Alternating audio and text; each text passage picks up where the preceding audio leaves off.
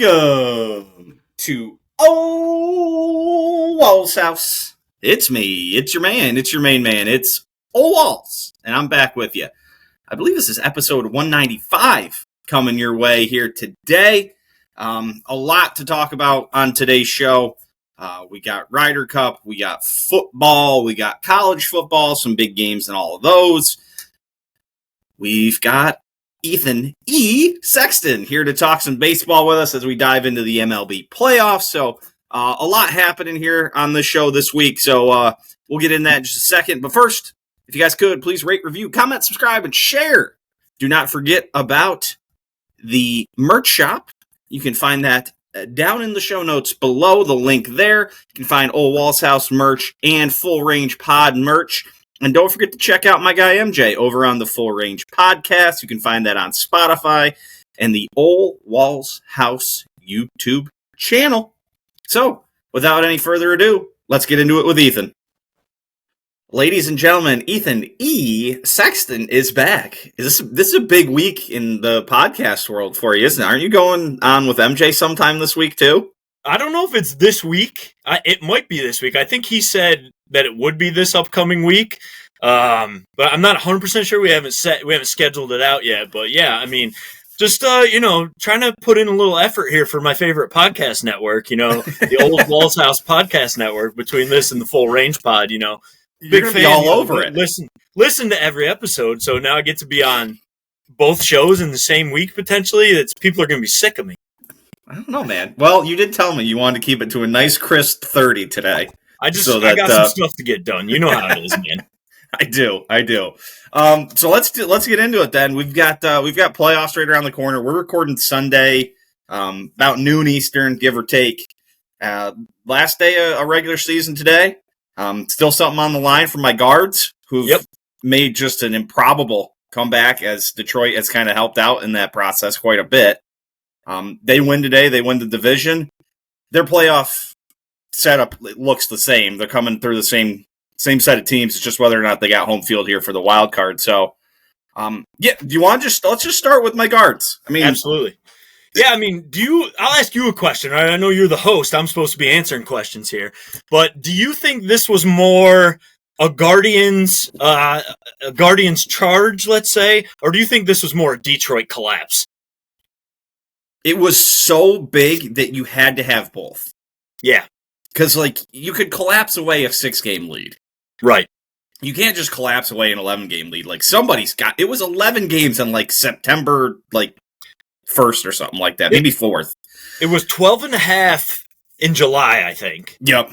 And everyone was like, this division's over, man. And then all of a sudden, by August, I was, barely watching games. I was like, if I don't have anything else going on, I'll watch, but I'm not going to go out of my way. And then all of a sudden, it's September. I'm like, I need to start paying more attention again. Yep.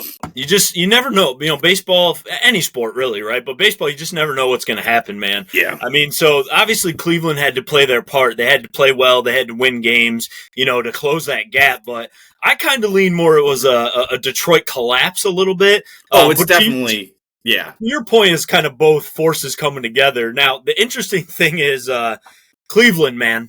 Let's talk about them, like you said. So the pitching staff has really, come together and been lights out. They were sellers at the deadline, right? Because nobody expected this. Not huge sellers. They had just went on a little run that probably stopped the front office from being sellers.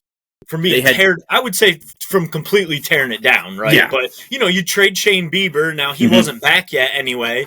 But you trade Bieber, you lose Clase, you lose Luis Ortiz to the betting scandals. So they like to make some wagers, man. What's the big deal?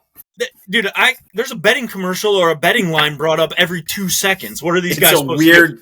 It's a little different when you're controlling the result, though, right? Yeah. So that makes a difference. But, you're losing these key pieces, and the pitching staff's been lights out, man, really carried them. So the pitching staff's been awesome, which is kind of what we come to expect. 19 or 20 games with the starters not giving up more than 2 runs in a row. Yeah, just an incredible 19 stretch. Or 20 games in a row with the starters not giving up 2 runs. And they've gone to a 6-man rotation. Yep. Just because, screw it, why not? And they've been lights out, man. It's been fun to watch, but here's the kind of the downfall, okay? The Guardians are going to be the only team in the playoffs with a negative run differential. Mm-hmm. And the Guardians are starting an outfield which has been historically bad. And no disrespect to Stephen Kwan, who is a good player, but he was a little dinged up out of the All-Star break and hasn't had a great second half. I think he's like one of his last 16 right now, too. Yeah. The rest of that outfield is pretty atrocious. What, you mean the rotating between Jokenzie Noel, Martinez, CJ Kafis? Well, actually, CJ Kafis was playing first the other night. Yeah. So that's going to be the challenge. Can you score enough runs? Now, if your pitching staff remains this lights out, can you win games 3-2? That's how you're going to have to do it, right? So that's they got up 3-2 on Detroit against Skubal. And a ball did not touch the infield dirt. It never made it. It did not that it didn't leave the infield. It never got to the dirt, and they scored 3 runs somehow. That's how they're going to have to win games, right? They're going to have to scratch and claw a couple runs across and just hope the bullpen, or excuse me, the pitching staff is just lights out. And that's the game plan. I mean, but it's the playoffs, man. Anything can happen, right? Who cares if they had a negative differential in the regular season? They made the tournament, and now anything can happen. So you got Jose Ramirez, one of the best players in the game. He can get hot, carry this thing, and you give him a little help, and that's all it could take. So, you get in, you got a chance, right? That we've seen that. The Diamondbacks made the World Series. We've seen wild card teams make the World Series, and so they're in, they got a shot. But it's going to be an uphill battle offensively. I'd say so. But you got a chance, man. Talk about the rest of the AL. I mean, obviously the Tigers looked like a monster team, Skubal, and then it's just kind of come crumbling down. Cleveland actually plays Skubal very well for whatever reason. So, but so tell me about the Tigers, who the Cleveland's going to match up with. Sure, yeah, they were able to clinch their playoff spot. They're both teams playing for the division today, pending what happens. Is Skubal pitching today? Go ahead. Is Skubal pitching for them today? Well, he was lined up to start today, but then after they clinched the playoff spot, they bumped him so he could start game 1 of the wild card series, which makes sense. I mean, sure, you want to win the division, but I think once you'd rather have him that guy ready to go game 1 on Tuesday. So he's going to go Tuesday. They've got him lined up. They've just been bad in the second half, but they did enough to get in.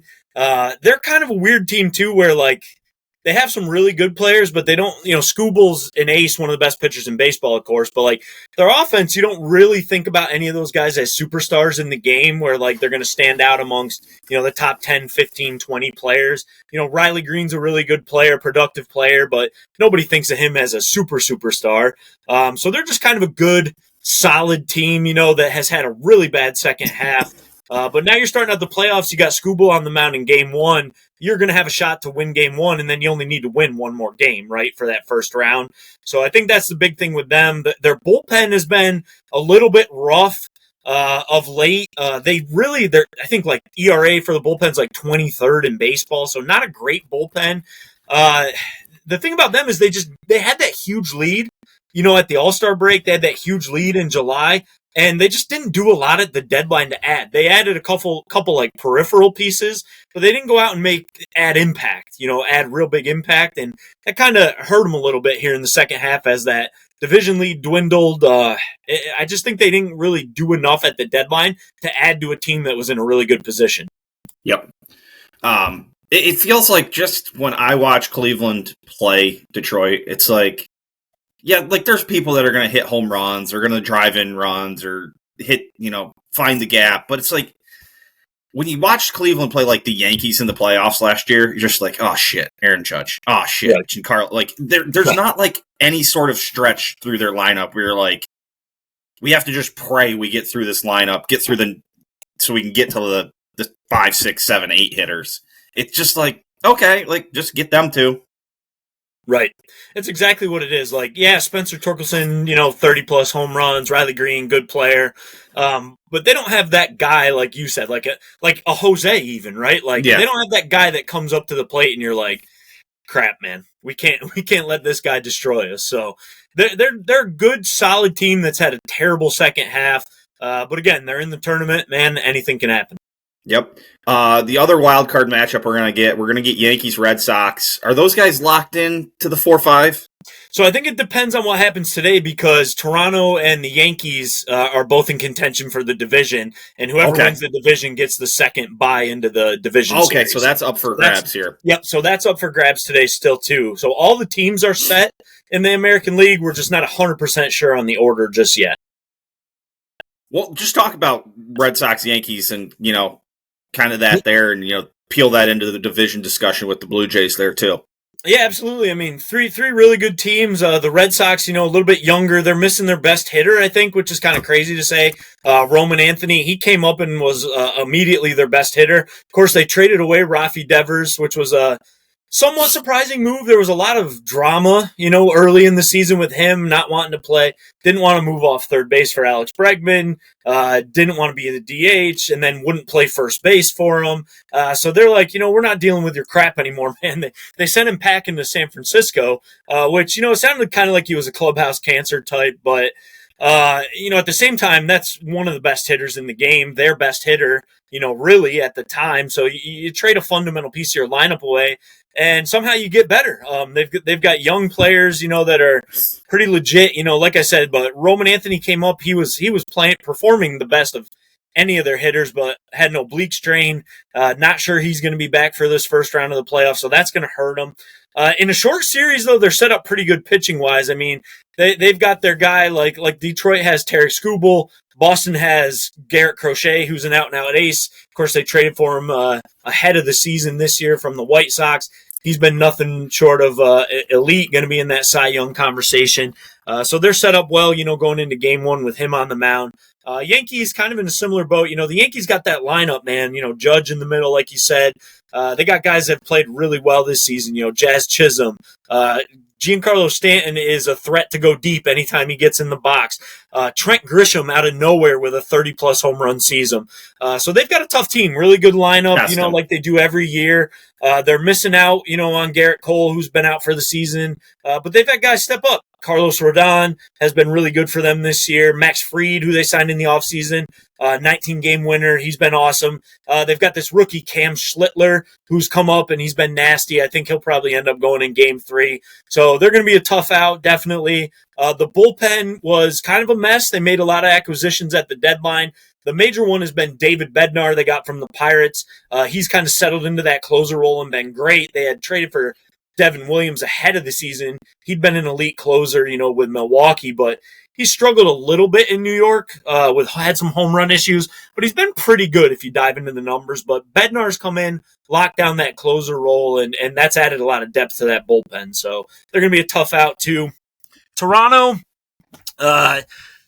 they're missing their one of their best hitters, Bo Bichette. He's not going to be back, I don't think, in time for at least the first round of the playoffs, but still a dangerous team. They've played great in the second half, gotten really good pitching. Vladimir Guerrero Jr. has been great in the middle of that lineup. So it's so weird teams, that they have Bo Bichette and Vlad Guerrero Jr. Yeah. It just makes me feel old. They used to have Kevin Biggio, who, of course, is Craig Biggio's son, too. So they were just going for the genes, when they were drafting back and, signing guys there for a while. But 3 really good teams. Everybody always talks about the AL East being a beast of a division. No different this year. 3 good teams, that stack up pretty well heading into the playoffs. And I believe, right, Bieber's had a pretty solid kind of second half for Toronto and gave him a nice little extra depth in the rotation.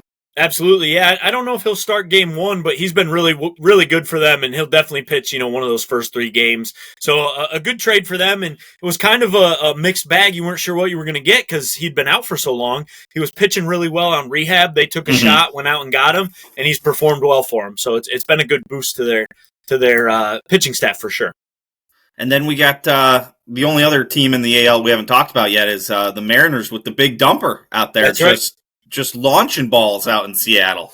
Look, I think this is the best team on paper, Wally. Honestly, their pitching staff, when you look at it, 1 to 5, that starting rotation is elite. Now, they haven't been as good this year as they have been in the past couple of seasons, but 1 to 5, they stack up better than any team in the league, in my opinion. They've got an elite closer in Andres Munoz. They've got a really good bullpen. The one question mark with their pitching right now, Brian Wu, who has arguably been their best pitcher all season. He was on a streak where he wasn't going less than 6 innings in all of his starts, pretty much.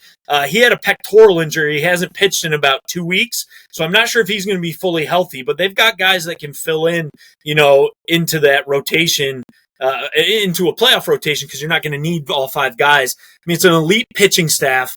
I think we need to get Brian Wu back so we can have an announcer say, "Woo, woo, Brian Wu." All right, I thought you were going Ric Flair. My bad, man. No, it's going Mighty Ducks. We can do the old Kenny Wu, of course. But yeah, elite pitching staff. And they went out and made some splash at the deadline, right? They traded for Josh Naylor. They traded for Eugenio Suarez. And those guys have added some thump to that lineup. I mean, the lineup 1 to 9 is going to be tough to get out. Cal Raleigh, historic season for a catcher. Julio Rodriguez, still a great player in center field.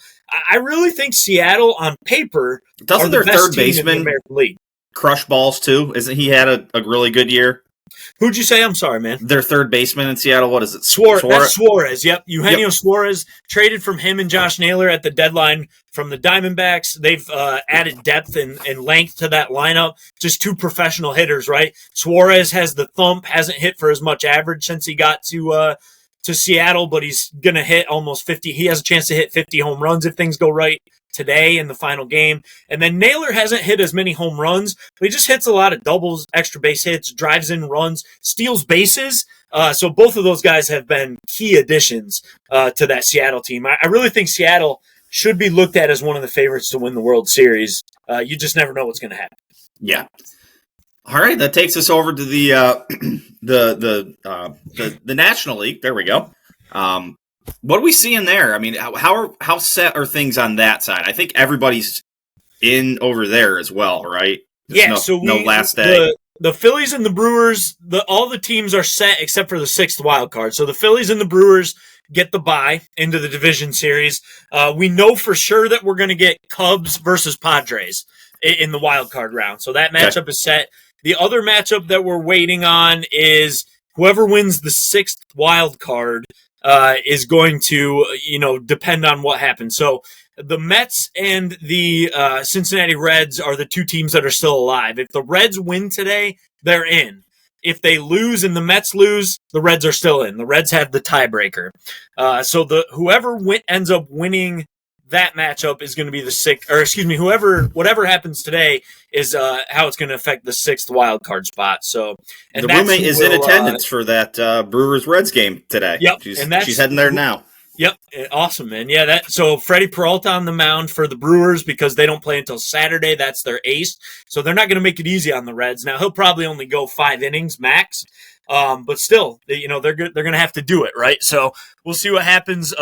The Reds or the Mets, whoever gets in, that's who will face off against the Dodgers in the wild card round. So in the National League, I really think the 2 most talented teams when you look at the rosters are the Dodgers and the Phillies. They've got the most talent, but the Brewers have been the best team pretty much wire to wire. They're the first seed, and the Brewers are just interesting, man. Like, they have really good pitching staff year in and year out, it seems like, and then they just have a lineup of guys that are scrappy. They're hard to get out. They play the game really well. And they just don't. Pat Murphy, their manager, just creates a culture of do the right thing, play the right way, do the little things that matter to win games, and they're just good. They're just hard to beat. The question with them in the playoffs is going to be, historically, the teams that advance in the playoffs are the teams that can hit bombs, man. And the Brewers don't have as much thump as a lot of these other teams, but they are going to be hard out. They're not going to let teams just come in and beat them, right? The key question marks for them is, can Brandon Woodruff get back and healthy to pitch in that division series? Is there going to be enough time? He's been out a little over a week now. Can he be healthy, come back and pitch? But they've had great performances from their pitching staffs. They traded their closer in the offseason. Trevor McGill, this guy stepped in. He's supposed to be back today. He's been injured. He's been really good for them as their closer this year, but they've had other guys in that bullpen that have been really good. And then can they just hit enough to get the job done in the playoffs is really going to be the question, I think. Yeah, I mean, The division series starts on Saturday, so Yep. I think last time I saw it's going to be real questionable on Woodruff. Yeah. Probably not for game one, no matter what. But No, so Peralta will go game one anyway, and they've got other guys that can step up and pitch, but, the way Woodruff was pitching coming back from injury, he was his old self. He was pitching great, so it's a blow when you lose a guy like that, because he'd definitely be, top 2-3 starter in a playoff series. Mm-hmm. What about your Phils, man? It feels like does it feel like it's a little bit of do or die time? There's some guys up for free agency here after the year. Schwarber, I think one of them. Yep. It kind of feels like this is the time to make another run if you're going to do it, right? 100%, man. I've said it for the last couple of years. The window is closing, right? And it happens faster than you expect. Schwarber, JT Realmuto, they're free agents, going in the offseason. Ranger Suarez, pitcher, he's a free agent as well. So I really think this is a year to get it done, man. And they've played great all season. I mean, last year they got off to an incredible start. In the first half, they were the best team in baseball, and they kind of played 500 ball down the stretch in the second half. And they got knocked out, in the playoffs by the Mets, which is my nightmare. That's why, even though I think the Mets stink, I don't want them to make the playoffs and play the Phillies, because that would be my nightmare if they get eliminated again. Anyways, the Phillies have played really well this second half of the season, and they went out at the trade deadline and got the missing piece, in my opinion, which was Joan Duran from the Twins, just a lockdown closer, which is something they haven't had the past couple playoffs. They haven't had the guy who is going to come in the ninth inning and shut the door. And I would argue that they haven't had that guy since Brad Lidge, back in the late aughts. They haven't had a guy that's going to, is going to come in. He is the closer. We're not bringing in 2 to 3 guys to play the closer's role. We're bringing him in to shut the door, and he's got the job done. I mean, the guy throws 103 miles per hour. He's got 100-mile-per-hour split fingers. It's ridiculous, man. And he's blown a couple saves here in the second half since they got him, but that happens, right? But the Phillies haven't had that guy in the ninth inning in the playoffs the last few years where you're confident he's going to come in and get the job done. And the lineup is it's great, man. It's long. They've really got no holes. They need to get Trey Turner back. I didn't look. They were thinking he would be activated today to get some live looks, but they need him back for the playoffs to set the table. He's going to win the batting title in the National League. They need him back to set the table. That would make the lineup that much longer. But they've had guys like Brandon Marsh step up. Harrison Bader, they got at the trade deadline. He's been awesome since they got him. So I really think this is the year for the Phillies to get it done, man, because that window's going to be closing quickly. How many teams has Harrison Bader played for? Quite a few. It feels like an absolute ton. Off the top of my head, Phillies, Mets, Yankees, Cardinals. There's others for sure. So he's been around a little bit, late in his career, but he's been a nice Reds and Twins as well. So 1, Mm-hmm. 2, 3, 6 teams since 2017 when he came up into the bigs. Yep, but he's been a great addition, man. He's played really well for this team. It feels like the only weakness really since they got Duran was it's just the get to Durant, like from starter to closer. Like what's the bullpen going to do?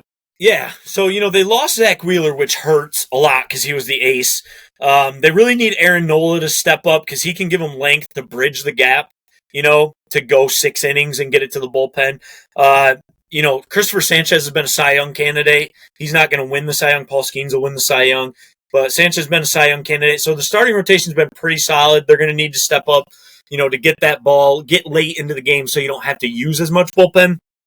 Matt Strahm out of the bullpen, he's been the 8th inning guy. He's been great all season long. There's been a couple other question marks. Orion Kirkering was a guy that was pitching a lot of high leverage early in the year. He's been a little shakier of late. But they brought in David Robertson, who's a veteran. Late in the season, they brought him in. He's pitched well for him. So I do think there's enough in the bullpen, especially if the starters can get you 6 solid innings. I think there's enough to bridge that gap fairly easily to Duran. So feeling pretty confident about the Phils, man. It's a nice feeling to be going into the playoffs and feel good about your team. Yep. Probably the only thing you might not feel good about is that it would, it looks like all roads lead through L.A. Yeah. I mean, they are the most talented team. Phillies would have home field advantage if they matched up. Which is big. That Philly crowd turns up. They show out for their team, especially in the playoffs. The Dodgers are the most talented team on paper. Okay, that lineup's still really good when it's all clicking. They have elite starting pitching. Yoshinobu Yamamoto's been awesome for them all season long. He's the ace. Ohtani is back now. He's stretched out. He's looked great in his last few starts. So they're going to be a hard out. The Dodgers' biggest question mark is the bullpen. The bullpen has been crap, to say the least. They signed some big-name guys. Tanner Scott.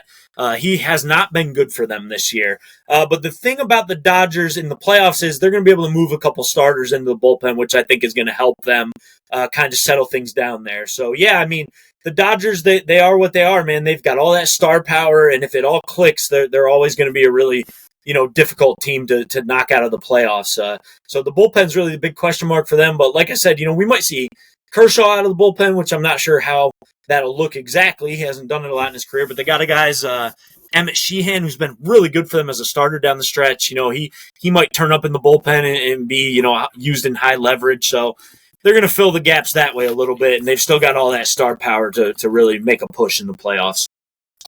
Yeah, what's it looking like over on the other matchup there? Cubs, Padres. Padres feel like another team that, like, if you just go down and read the lineup, you're like, God, there's a lot of good players here. Yep. 100%, man. The Padres are going to be tough, too, I think, and same with the Cubs. The Cubs traded for Kyle Tucker in the offseason, put him right in the middle of their lineup. That was a guy they really needed. They didn't really have that guy, and they've been good all season long, pretty tough. They lost Justin Steele, their best starting pitcher, which hurts, but I think that's a fairly even matchup. I don't know what the odds suggest. I don't really partake in much betting. But I have to imagine that'd be a pretty close series to call. Two pretty evenly matched teams. The Padres, they've got Fernando Tatis, who's back. He's played really well, here the last couple games. So firing all cylinders. Manny Machado, good player. Jackson Merrill. I think that's a pretty evenly matched series. The thing about the Padres is they've got this lengthy bullpen now, man. They traded for this guy, Mason Miller, from the Athletics. At the deadline, they had to give up a top 3 prospect in baseball to get him. And, Miller's another guy, throws 103 miles per hour. He's nasty out of the bullpen. That just gave them some extra depth. So the Padres are a team that can go 5 innings with their starters, get them out, and bring in this bullpen that's pretty locked down. That's going to be a big strength of theirs here. And the Cubs, if they hit enough, I think they're going to be okay. So that should be a competitive series in the wild card round as well. And then Reds or Mets, you're rooting against the Mets here, That's obviously, right. as you've made it known. How would either of those teams stack up against LA? I think the Reds are pretty tough. The Mets I don't think they have the starting pitching. Just kind of crapped out on them at the end of the season. They brought up a lot of rookies, but only one has pitched well. Nolan McLean, he's been lights out since they called him up. He's their game 1 starter, even though he's a rookie and doesn't have a ton of experience. He's just been great since they called him up. But the other 2 rookies they called up, Jonah Tong and Brandon Sproat, they just haven't been too good. And then the veteran guys they tried to convert, like a Clay Holmes into a starter. He's just kind of run out of steam here at the end of the year, and it's been like that with the rest of their staff. So the Mets really don't have the starting pitching, in my opinion, to make a deep run in the playoffs. They've got a pretty good bullpen, pretty solid bullpen. The lineup is good, like Lindor, Alonso, like Nimmo. Those guys have played really well. The lineup is good. But I think the Reds would have a better chance, honestly. The Reds have a little more starting pitching. Hunter Green's been become an ace for them. The Reds are kind of young, too, right? They are. Yep, they're young. So that's been their issue, kind of, is inconsistency in the lineup. Ellie De La Cruz has the tools to be a bona fide superstar, top 10 player in the league, but he's had a little bit of a rough second half. He's been playing better of late. They've just been inconsistent offensively. I do think that they have the better starting pitching to try to, take down the Dodgers. I think it's going to be an uphill battle for either team that gets in that's going to have to face the Dodgers, but I would give the Reds a little bit more of a chance if they get in than I would if the Mets get in. But again, Playoffs, man, never know what's going to happen. All right, we're coming up on your hard out here at 30 minutes. I'm going to make you do your favorite thing. Pick me a World Series matchup. I'm going to go Mariners, Phillies. Nice. I'm going to back the Phillies. I'm biased, I admit it, but I'm going to back them. I think this is the year for the Phillies, and I just think that the Mariners are the most talented team in the American League. But the most talented team doesn't always make the World Series, right? So it's a whole second season. Whoever gets hot here makes a run. It's going to make the difference, right? So it's fun, man. I love it. I'm excited for the playoffs to start. I'm excited to watch some of these games today. There's still some things on the line as we discussed, and it's been a fun season, man. I can't believe it's over already. It goes by so fast, man. Time flies. But it's the best part of the year, right? We talk about this. Football's in full swing. Baseball, end of the season, playoffs. Basketball and hockey are in preseason, getting ready to go in October here. I love European soccer, so I love when sports are on in the morning, like Ryder Cup. You probably love that it's on in the morning. Well, you probably don't love how things are not so much this year. But I love when sports are on in the morning, man. So European soccer's in full swing. I can watch that in the morning. Leads right into football and baseball. It's great. This is the best time of year, in my opinion. For sports, the weather's starting to change. It's kind of hot and humid here today, but I was going to say it's going to be like 85 here today, but the mornings are so perfect now. It's beautiful. Open up the windows, get that nice little cool breeze going. It's the best time of the year, man, and for sports and otherwise. So we're having fun, brother. Last question: who wins the AL MVP? Cal Raleigh or Aaron Judge? Man, it's really tough. So if you look at the metrics, WAR, WRC plus, Judge is going to be the leader in the clubhouse with that stuff. How much do the voters take into consideration the historic aspect of Cal Raleigh's season? Like that he's a catcher doing it, right, too. Right. It's like part. This is the best offensive season we've ever seen from a catcher. So how much consideration do the voters put into that? I think it'd be hard not to vote for Raleigh, but can't really fault anyone for going Judge. I mean, it's two great players. It's going to be hard to really, separate them. I think the historic aspect for me would give Raleigh the edge, but can't really fault anyone for going either direction there. Gotcha. Well, wait, I got one more for you, man. Do you want to talk Browns Packers or no? Never mind. No, do you want to do that? No, I don't care enough to really go hard at you, to be honest. So. It was a disaster. It was a disaster. We're looking to right the ship tonight.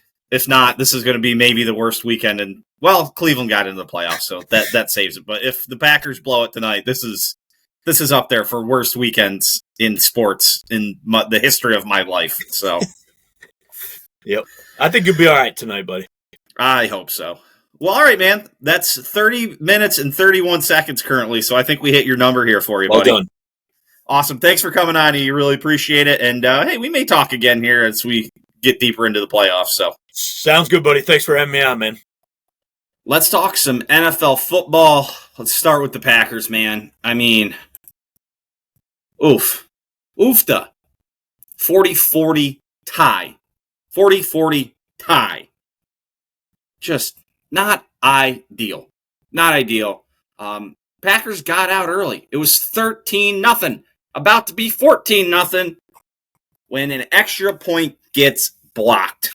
2 weeks in a row now, there's been a blocked kick. That's just, once you forgive it. Twice, now we got a problem. Like, that can't be happening. 14-0, they return it, so they get 2 points. Instead of being 14-0, it's now 13-2.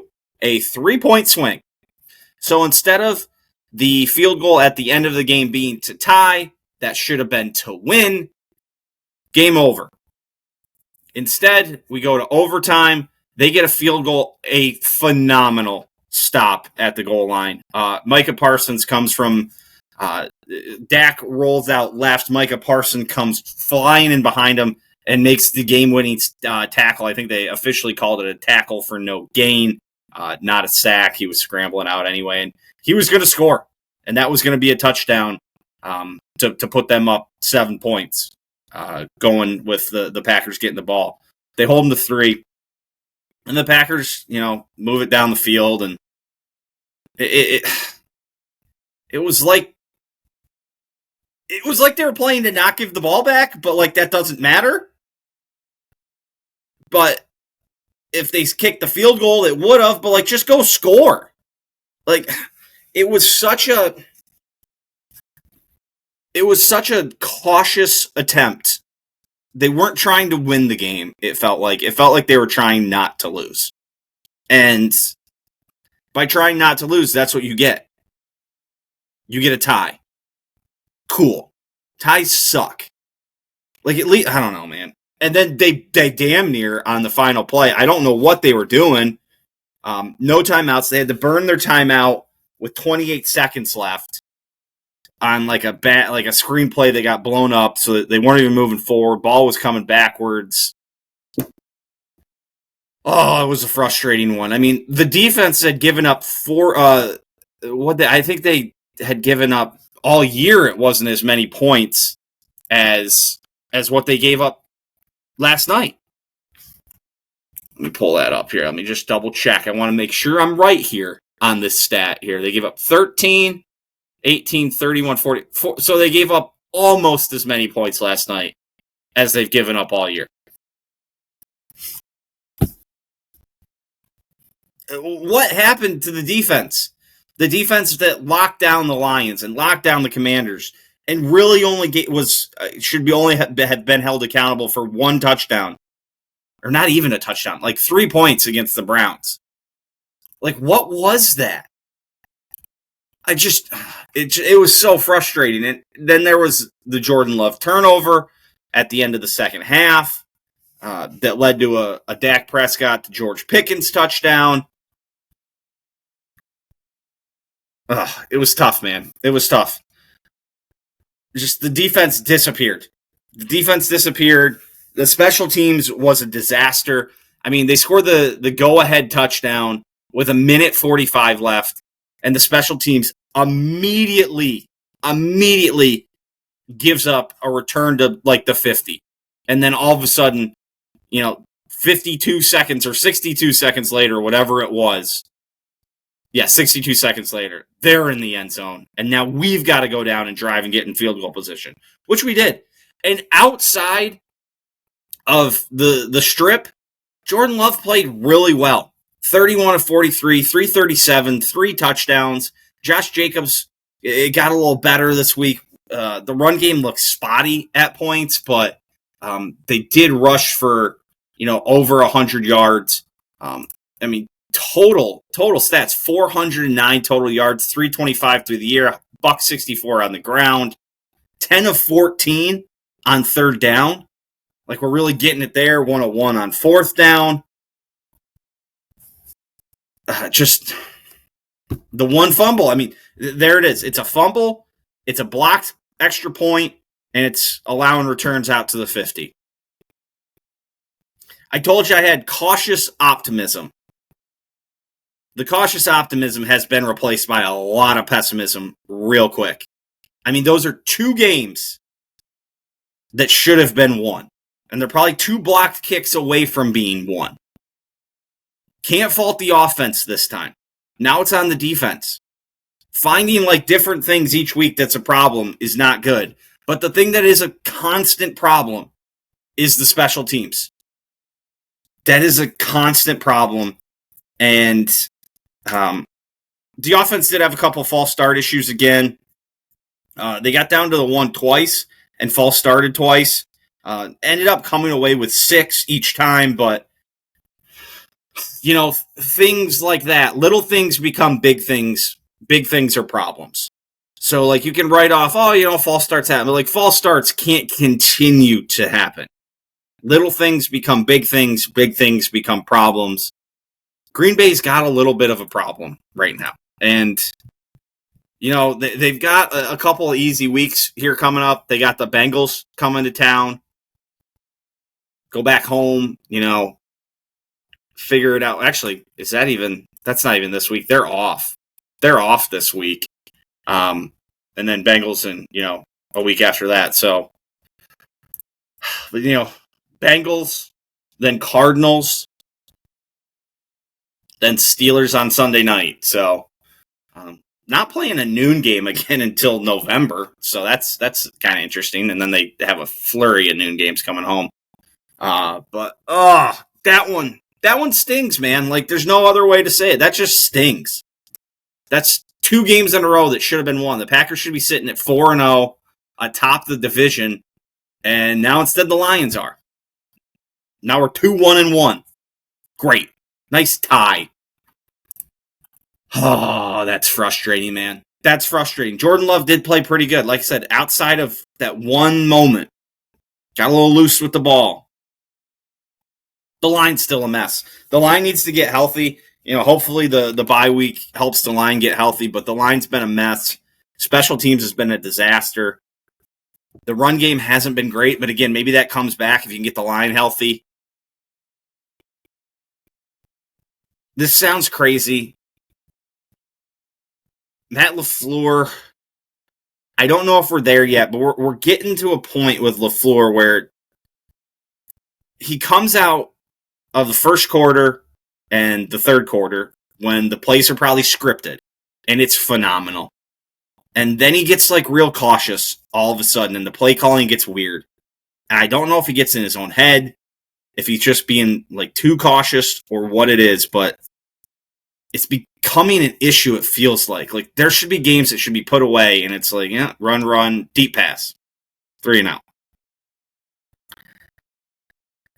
Hopefully the sky's not falling. It just feels like it is. I mean, that tie really throws. That tie's going to make something coming down the stretch so weird in the standings and the scenarios and what's going to happen. But the Packers got to get back on track in the next 3 weeks. Got to get wins against the Bengals and Cardinals. I mean, those are teams you got to beat.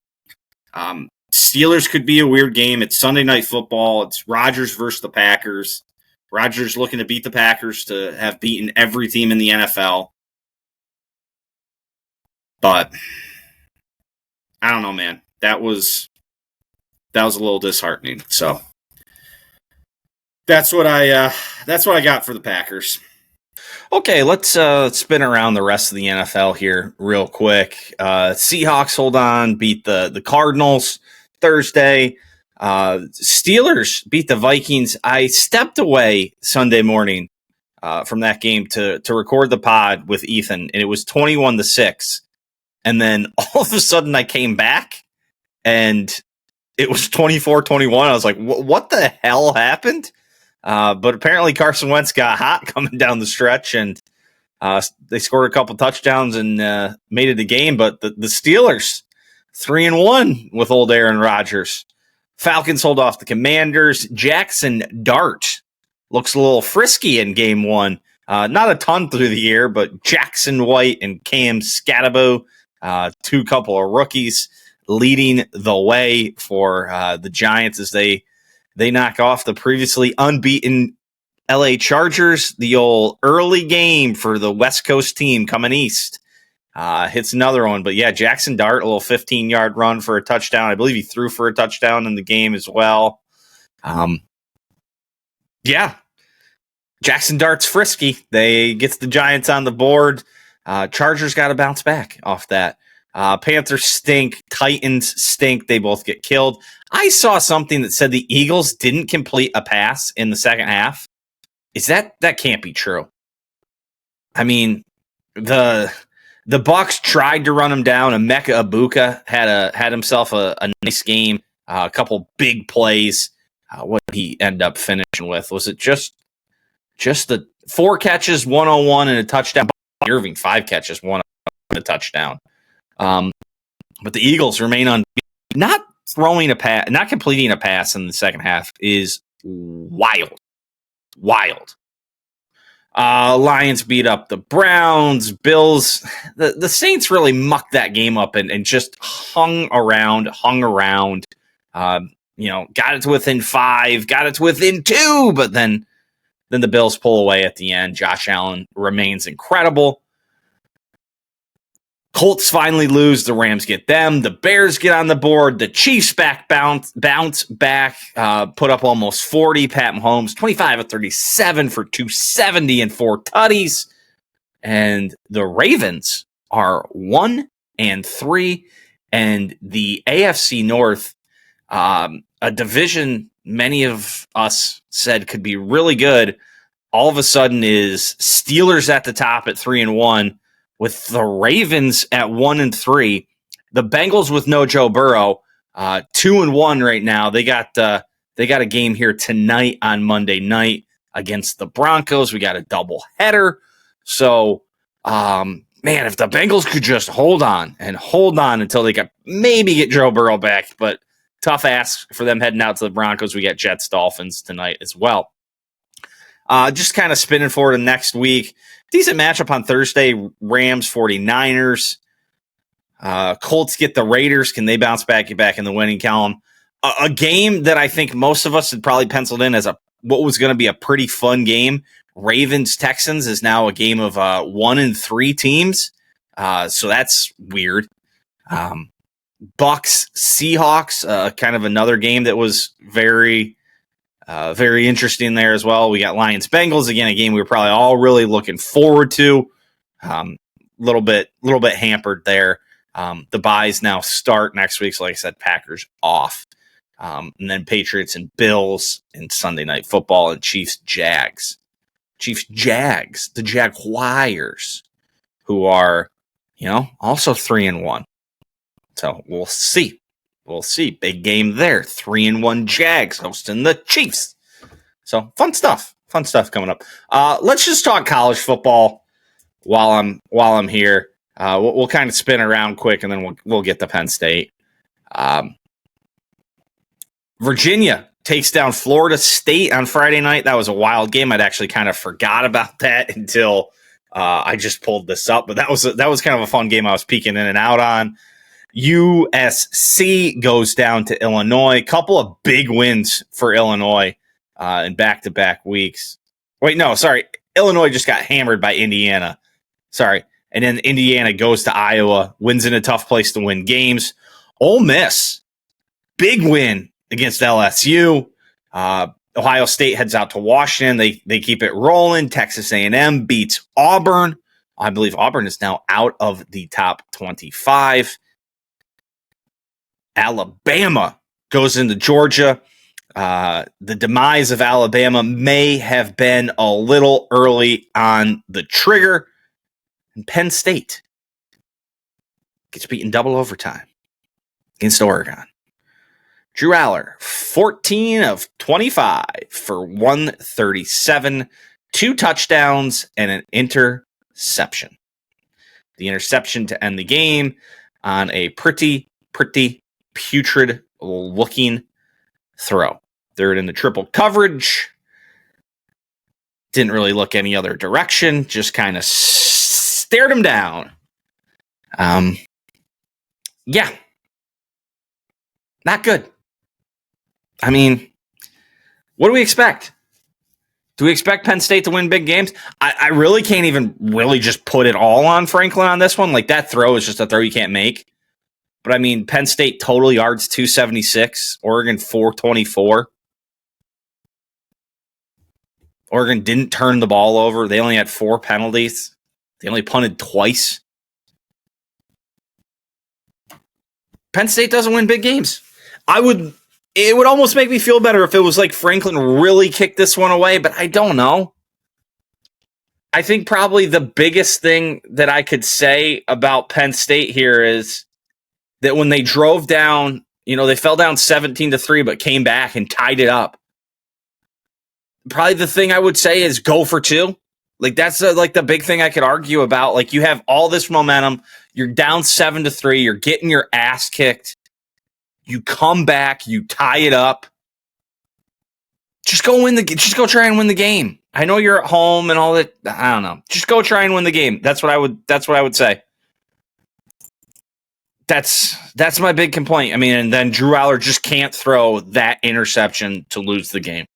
That wasn't like a crazy play. It was triple coverage. He took the snap. He looked that direction. He continued to look that direction. He never took his eyes off that receiver, and he threw it into 3 other guys. So Penn State's behind the 8 ball now. I mean, there's nothing else left on the schedule for them to prove anything other than Ohio State. I mean, I guess Indiana. If Indiana keeps winning, that could be a notch on the belt if you lose to Ohio State, which I fully expect. You at least come back the next week and you got Indiana at home. But then the rest of the schedule is UCLA, who stinks, Northwestern, who stinks, Iowa's not very good, Michigan State, I don't think is very good, Rutgers, Nebraska, they're not going to beat Ohio State in Ohio State. Like, that's just not happening. They can't beat Ohio State at home. You think they're going to go to Ohio State and win that game? Like, no chance. So, I mean, your next hope is you just beat Indiana and hope your resume keeps you in the top 12. They're ranked 7th right now. I mean, granted, this isn't even the college football ones yet, but I mean, you got 8 games left. There's 6 of them that are just nobodies, essentially. A game you're going to lose, and then a game against Indiana that you have to kind of hope Indiana just keeps winning so that when the time comes to play them, it actually means something if you get the win. You need that to remain a top 10 game. What's on Indiana's schedule here? They go to Oregon. Not this week, but next week. So, and then they don't have anybody else on the schedule. So can Indiana get in if they lose to Oregon and lose to Penn State? So that's going to be a wild game. That's going to be a very important game coming down the stretch for Indiana and Penn State if they've both, if Indiana's lost to Oregon, well, the rest of their schedule is pretty tough outside of Illinois, Old Dominion, Kennesaw State, Indiana State, then nothing crazy throughout the Big Ten. So, November 8th, pretty big date on the calendar for Penn State and Indiana all of a sudden. Yeah. All right, what do we got on this week's slate of college foosball? Let me get back to that page. Penn State win a big game. Who are we kidding? Is there a big game? Miami and Florida State. Would have been a little bigger had Florida State kept winning, but that'd still be a pretty big game down there in Tallahassee. What about 2 weeks? We got anything good coming in 2 weeks? Red River rivalry in 2 weeks, and that Indiana-Oregon game that was mentioned before. 3 weeks we've got a slate, a little old-fashioned SEC. We got Ole Miss and Georgia, LSU and Vandy, who's up to 16. We got Tennessee, Bama. Ohio State goes to Wisconsin. That'll be a bloodbath. Notre Dame, USC. Not terrible. Florida State heads out to Stanford. So some good matchups coming up in college football. So yeah, let's move on. Okay, we got to do Ryder Cup. I fully planned on not watching a single second on Sunday out of protest. And early on in that decision, I was like, I have never been more right. It was blue flags all over the board outside of Cameron Young. Actually, Cameron Young at one point, he was down to Justin Rose. Justin Thomas was down 2 through 4 holes. Bryson ended up down 5 through 7. Rory was up through the second hole. Ludwig was up through 2. And it was like, Spawn was down through 2. It was like, oh my God. And Russell Henley was down through it was like, oh my God, this is just going to be, they're going to score 20 points. And I just kind of was like, every once in a while I would check it. And like every time I started checking it, it just started getting a little better and a little better and a little better. And I was like, no, I'm not getting caught into this. Like they needed to score what? 10 points. They needed to score 10 points to win. They needed to win 10 matches. I guess you could do it. You could, win. Could you win 9, tie 3? Yeah, that would get you 10.5. So you could win 9, tie 2. Yep. And I was like, no way. And then I see on Twitter the Cam Young putt. And immediately I get the 2 looky eyes from Troy. And I'm like, all right, here we go. And then you look at the board and you're like, oh my God. Like if Justin Thomas can win this. And at this point, like Bryson is battling back. So I see Bryson win 17. I see Justin Thomas win 18. I'm like, oh my God, there's no way. Scotty holds off Rory. I'm like, there's no way. The lone European win is from Ludwig. Xander closes Rahm out early. JJ Spawn holds off Sepp Straka. And I'm like, oh my gosh, this is like, and then you look at the rest of the board and it's like red. And like, oh, wow. And it really came down to Russell Henley, who had gotten 2 up on Shane Lowry. Lowry birdies 15. Henley matches him on 16 to keep it a 1-up lead, and then just kind of has 2 weak putts coming down the stretch, which sucks that's what he's going to be remembered by, because I think he shot 8 or 9 under on his own ball. And what a fantastic match those two played. And I got sucked in. I was like, oh, if we just win out, here we go. Like, it could happen. And Morikawa and Hatton and Burns and McIntyre end up tying. McIntyre makes birdie in 18. But it's like, hey, how do those matches may go different if, Henley wins that match and it's like it's down to those three and they have to win. And they make it a respectable 15-13, but still lose the Ryder Cup on home soil. And that's now since the new millennium. So we got 2002, 4, 6, 8, 10, 12, 14, 16, 18, 21, 23, 25. That's 12 matches. America has won 3. 9 of 12 to Europe this millennium. It's 8 of 13. And then, you add 97, 95 in there. It's just, I went the wrong way. It's 10 of 13. It's like 11 of the last 15 Ryder Cups have been won by Europe. And the U.S. a couple years ago, after 2014, admitted there was a problem. They formed the task force. And we got the return of Davis Love, who kind of replicated what Paul Azinger did, put a little different spin on it, and hey, it worked. And then they basically task force is done. And it doesn't go well in Rome, but that course was terrible for the kind of players we had on it. We actually were up 4-0 in that. Don't forget, we went up 4-0, or not Rome, that was Paris. We went up 4-0 in Paris. Gave it all back and then got shellacked the rest of the way. And that could be really chalked up to Bryson wasn't the right fit for that team at the time. They took Phil. They kind of got hamstrung into taking Tiger, who just couldn't do it, just couldn't keep it together, not to mention he's never been a good Ryder Cup player anyway.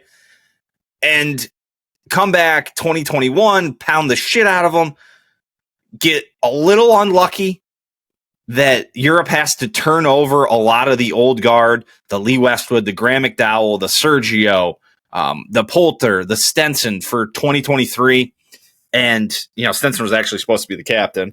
And then they get Luke Donald out of the Lives thing. And Luke Donald's apparently the greatest captain ever known to Ryder Cup history. And so after that, the PGA of America just tweaks out. And I don't know if it's a panic, if it's a vibes and feelings thing, because that's what America is. It's vibes and feelings. And it's like, we're going to pick Keegan Bradley, a guy who's 39 and still playing on tour because we feel bad he didn't get picked for the team in 2023. So we'll just make him the captain for 2025. Not to mention he probably just should have been playing on this team.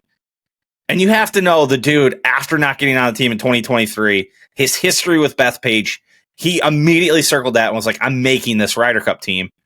And here we go a year ago, and you're the captain now. It was like the complete opposite of everything that the U.S. had started to do right post 2014. We're going to use the assistant captains to get people experience. We're going to have a little, a little something as a partnership with the President's Cup that you're going to be captains on that one too, and as assistant captains over there. And then we throw it all out the window. And a bunch of vice captains that were first term vice captains. And I love Kevin Kisner. I think he's funny. I think he's fun. I actually don't mind him as a commentator like many do. He should not have been an assistant captain. He had no experience. He's never even played in a Ryder Cup. I think he played in 2 President's Cups. Same thing with Gary Woodland. We got Brandt and Webb Simpson, at least have some Ryder Cup experience, but it's this wasn't right. And I think I probably got caught up. And hey, hindsight's 2020. Don't get me wrong. Because had the Americans just won a point and a half more, they had 4.5 points after 3 days. But a point and a half more.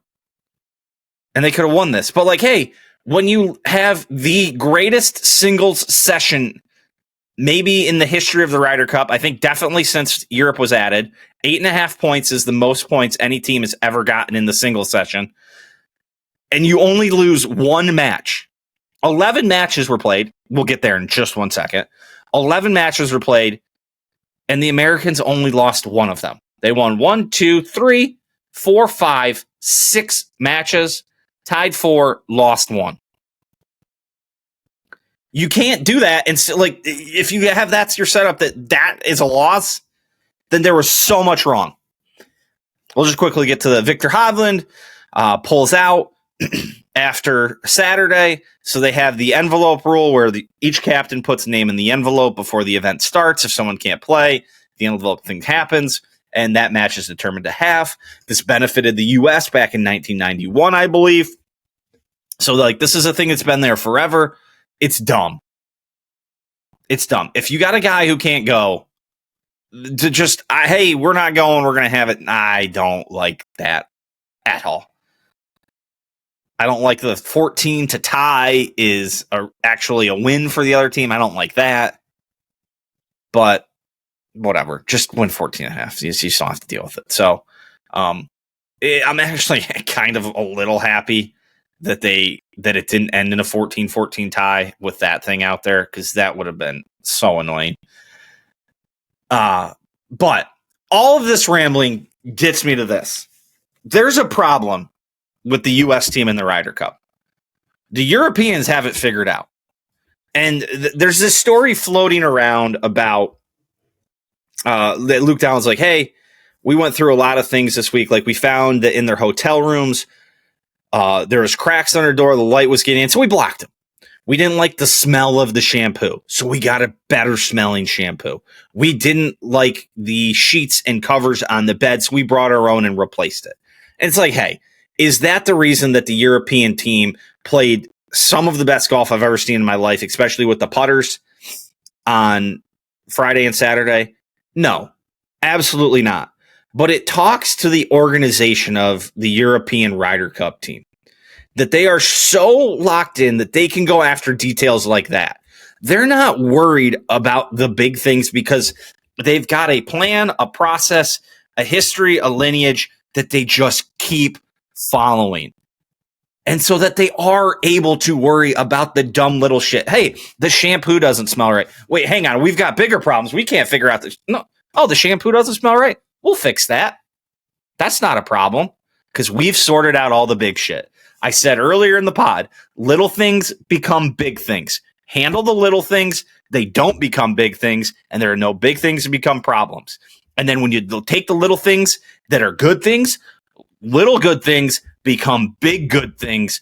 Big good things turn into achievements. It's like the Europeans do this every year. They've been doing it. Paul McGinley's still involved. Like, it's just this, their assistant captains keep coming back. It's just this team organization that is so good.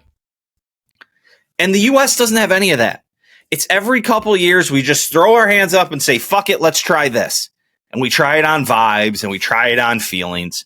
And again, I like Kevin Kisner. That's a vibes and feelings pick. Ooh, we're doing it for the vibes. Kisner's going to be great for the vibes. No, he's not. Like, why is he there? I'm sorry. But I fixed it. I have fixed it all. I have come up with the plan to fix the United States Ryder Cup team, and it should be starting right now. PGA of America. We're going to start there. You can keep collecting the checks from the Ryder Cup because we know that's all you care about. But you're done with the decision making. There needs to be like a subsidiary group, an independent entity, whatever you want to call it. PGA or Ryder Cup America Ryder Cup team, whatever it is. And there needs to be someone in charge. The United States Olympic basketball team had a problem. They addressed the problem. They bring Colangelo, Krzyzewski's the coach, and they start going. And they're like, you're not just playing every 4 years. You're going to play in FIBAs and all this other stuff. And we're going to do all this stuff to get ready. Someone needs to be in charge of the overall organization of the American Ryder Cup team. The three obvious people to look at are Paul Azinger, Davis Love III, and Steve Stricker. They're the only three American captains to win in the last 25 years. You start there, you get them in a room, you figure out what it needs to be. Somebody gets named the overall head. Second, captain's got to go for more than one Ryder Cup. Sorry, this is no longer the feel-good Lifetime Achievement Award. If you want to start winning, there's got to be some constantness to this. Something that rolls over from year to year so that it's not just starting from scratch every. And it's not even, it's every, because they don't even do it. It's like they do it next year. We won't know the captain until next year. Luke Donald has been the captain for 3 years now. And he did a better job this time than he did last time. And he did a great job last time. So the captains are got to be in for at least a 2 Ryder Cup term. And finally, like the next thing, the captain needs to be announced today. Not in a year from now, today. So you can have this whole thing. You can think about it. You can set it up. We can adjust pairings on the PGA Tour. Like, hey, I want to see these two together like for these 3 months. And then we'll get these guys to play more together for 3 months. It has to start happening that way. The courses are locked in for a while, but in the future, you got to get our guys on the course. The Europeans put the Ryder Cup course on the European Tour schedule. We play Bethpage. We haven't been there in since the Brooks Koepka major there in 2019? And then we made a terrible setup for it. Like, what do Europeans do every time we complain that they win? They put the lights up. Okay, we made it a putting contest. So there's got to be an organizational thing. It can't be just in every couple of years we start it all over from scratch. Organization, someone at the head that keeps an eye on everything else, a captain that commits to more than one Ryder Cup. Honestly, if you wanted to really do it, you could probably say further, 6, 8 years, maybe 3, 4 cups. It's going to be tough to probably find someone that wants to do that. That's why I said 4. You get a home and an away. It's either got to change on a completely structural level, or we're going to be doing this every 2 years. I'm going to be doing Ryder Cup podcasts, and I'm going to talk going in. I'm not falling for the trap. I fell for the trap in Rome. We were going to go over there. We were going to win. I thought, the home field thing was just going to matter, and we were going to come here and we were going to win, and it was going to be all right. And then we'd figure it out in 2 years, and hey, maybe we'll steal one. I'm definitely not falling for it unless we have the greatest group of young players come up in the next year. No way. We're going to go over there. We're going to get killed. It's going to be more of what we saw this week. But you gotta fix the structural problems. Got to fix the base of the house before you start worrying about the furniture. I fixed the Ryder Cup. Someone at PGA of America listen to this, and we might actually start winning some of these. Time for some passing thoughts. I don't really have a ton of passing thoughts. I mean, my whole week and weekend and everything I thought about was wrapped up in sports this week. I mean, and what a terrible sports weekend for me, honestly. Go Cleveland. They're the only thing that came through for me. Ryder Cup loss, Packers tie, Penn State loss. It's getting rough. I will say this. I was having some beers Saturday and then stayed up, real late to watch the Penn State game. And it wasn't like I got wasted by any stretch of the imagination. I just had some beers throughout the day. And it's hit me. I can do one of two things. Because I felt fine waking up today because I stayed up late. I have felt fine just having some casual beers throughout the day or even playing golf and having a bunch of beers throughout the day if I just go to bed. What I cannot do is have beers and stay up late. That is gone. I can't do it because I felt it wasn't like I was hungover and debilitated yesterday. I was just just all day it was just It's like I go to the gym. It's like, I don't want to go to the gym. I'm lifting weights. I'm like, I don't want to lift weights. I made applesauce. And it was like, it's just such a process. It's like, you do all these things. You're just like, I don't get that if I just stay up late. I don't get that if I just have beers throughout the afternoon and just go to bed at a reasonable time. But the combination, and I'm never been a guy who can sleep in. The dog likes to get up early anyway, so even if I could, it wouldn't be happening. It was just like, man, it's one or the other. It's like, you're going to have some drinks, go to bed. If you're going to stay up late, water it is. Because they do not mix. I mean, I stayed up till freaking midnight last night. Woke up this morning. I was like, let's get after it. Let's have a day. Let's go get it. Get the dog out. It was beautiful out this morning. Like 55, walking the dog, little light pullover on. But yeah, Sunday morning, again, it wasn't like I got out of control. I didn't do anything. I hung out in my basement. I watched golf, and I watched Penn State blow another game. Can't pair them. Cannot pair them. I did mention some applesauce in there. Made some homemade applesauce. My mom's always made homemade applesauce, and it's kind of ruined applesauce for me. Like, I can't eat regular, like, store-bought applesauce, so I had to make my own homemade applesauce. You know, get the food mill out, grind it up. Tried to get the roommate to let me get an attachment for the stand mixer thing. She's like, no way. You aren't putting one of those on my stand mixer. I was like, well, that's bullshit. So here I am, cranking away. Just like a peasant. I'm like, we got this thing that does it right there. She won't let me. Not allowed. Can't touch it. I tried to get one of those like meat grinders so I could make my own ground beef to make burger patties. She's like, absolutely not. I heard it can ruin it. I'm like, it's got an attachment from the store. Like, from the same people who make it. You have to pay $800 probably for it because those things are absurd. But I'm like, if they make it, it can't be that bad for it. Her precious little stand mixer can't be touched. I'm not allowed to use it. Oh, what else do I got going on here? I had Whataburger.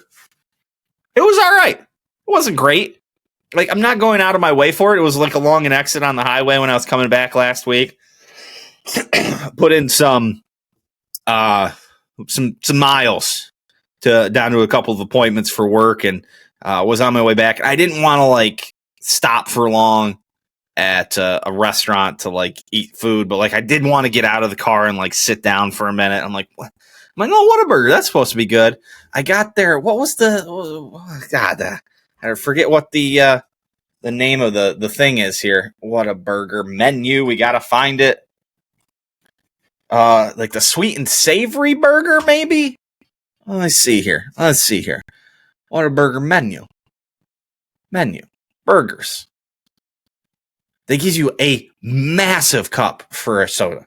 Massive. I always get like the small, and they just dump this absolutely giant thing in front of me. I'm like, I guess I just fill this up with a bunch of ice. Because I was trying not to piss, immediately after that. I can't look at the website, apparently. Oh, here, I don't want to select a location to order. Okay. We'll move on. Yeah, there's no locations within 50 miles. Yeah, no shit. Now I'm all distracted because Whataburger is really, cracking my ass here. No, I tried again. Wait, I might have it here, people. Ooh, we got it. Burgers. Whataburger burgers. Where is it? It wasn't the bacon and cheese Whataburger. I don't know if I even ordered the right thing. The sweet and spicy bacon burger. Maybe I should have just ordered like a regular Whataburger, but I was like, that sounds really good. That's sweet and spicy. Ooh, a bacon blaze jalapeno double. Should have got that. And they got patty melts, BBQ strips. I need to give this place another go if I find one. There's a lot of options here. I panicked. I didn't know what to do. Don't know what to do with my hands. But it was fine. It was like solid. Like it better than McDonald's, Burger King, Wendy's. Not as good as Culver's, In-N-Out, Shake Shack, like that level of anything. So, yeah, it was fine. Google basically announced they censored everybody on behest of the Biden administration.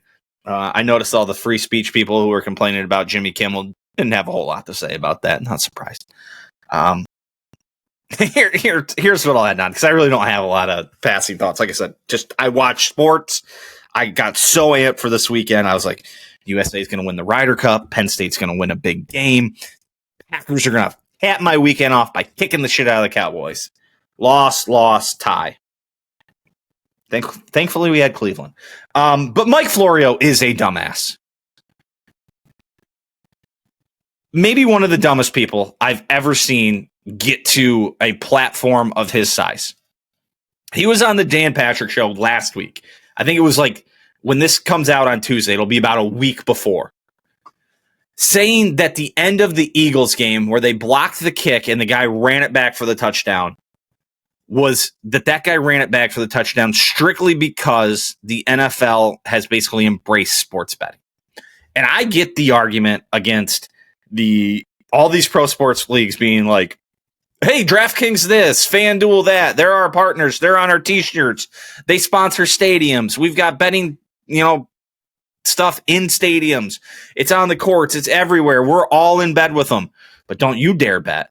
And hey, also, like, betting on your own team, like, that's really questionable. It's probably been happening more than we ever knew, but it's like trackable now with this. So there's actually a positive to it. You can actually track it through this as opposed to in the bookie world when it was a lot harder to.